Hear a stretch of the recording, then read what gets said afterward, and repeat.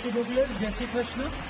સર્વે વડીલ બંધુઓ, ભાઈઓ તથા બહેનો અને વાલા બાળકો, આપણે પહેલા નોરતે એટલે 3/10/2024 અને ગુરુવારના રોજ શ્રી યમુના મહારાણી રાસલીલા ઉત્સવનું આયોજન કર્યું છે.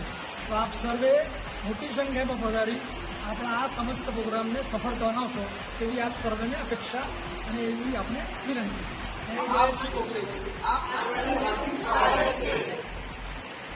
Thank you.